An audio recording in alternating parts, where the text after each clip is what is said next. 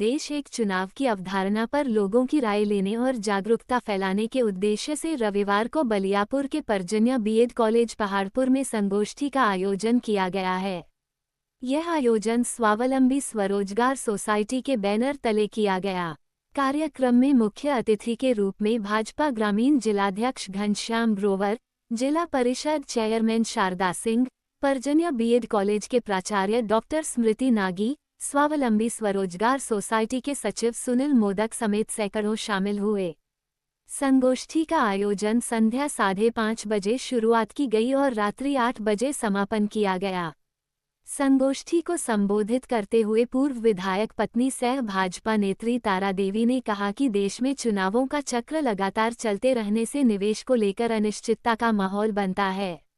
एक साथ चुनाव होने के परिदृश्य में महंगाई में गिरावट आती है।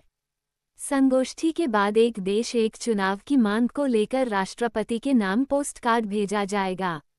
प्रभात पांडे की रिपोर्ट बलियापुर से।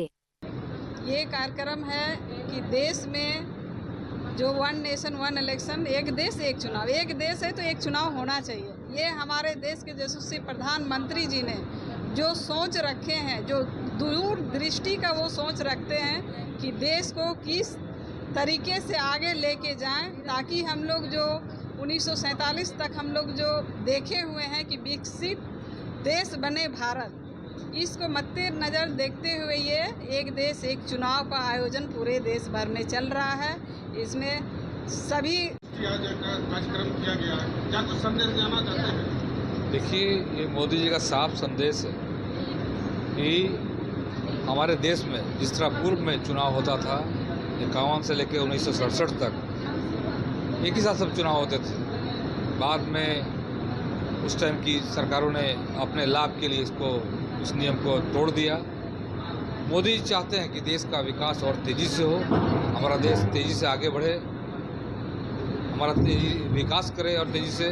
इसलिए चाहते हैं कि खर्च में कटौती हो, इसलिए चाहते हैं कि पूरे देश में एक साथ चुनाव हो और खर्च में कटौती हो, लोगों को राहत मिले, व्यापारी को राहत मिले, बच्चों को लाभ मिले इसका, और जो सरकारी कर्मचारी जिनको बार बार ड्यूटी में जानी पड़ती है उनको भी लाभ मिले। विपक्ष द्वारा मोदी का कार्यक्रम आज रखा गया था, क्या कुछ कहना चाहिए? जी, पूरा देश इससे प्रभावित है, चाहे वो आम नागरिक हो या फिर व्यवसायी वर्ग हो, शिक्षकगण हो, स्टूडेंट हो, महिलाएं हो, जो छोटे छोटे टेम्पू चालक हैं, बस चालक हैं, सभी लोग इससे प्रभावित। अगर एक देश एक चुनाव हम लोग लागू करवा पाते हैं, देश में ये लागू हो जाता है, तो पूरे राज्य भर में चुनाव, बार बार राज्य में चुनाव होने से जो खर्च होता है उससे हम बचत करेंगे, वो देश के विकास के लिए काम आएगा।